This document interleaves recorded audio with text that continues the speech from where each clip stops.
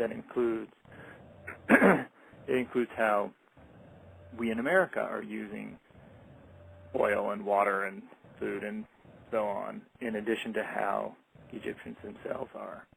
I totally agree with that, but that's why I wanted to see if we could start looking at some of the connections between something like the BP spill and the unrest in Egypt.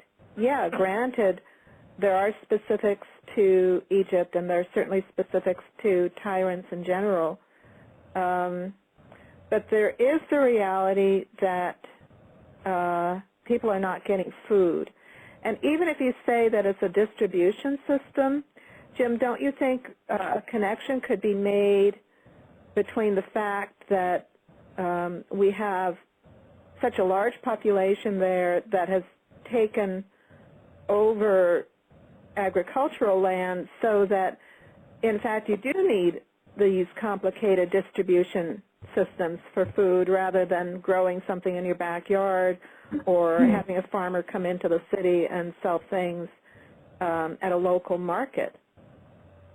And doesn't that relate to the question of how we extract resources also?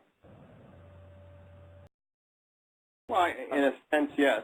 The more people you have, the more a complicated food distribution and food growing system you need, for that matter. But I don't know how we get out of that. And I'm not sure that's necessarily a bad thing. Why do you say it's not necessarily a bad thing? Farming can be done responsibly, but it can also be done on large scales, I think. Well, it is being done in terms of agribusiness. Yeah, but I think that can be done responsibly.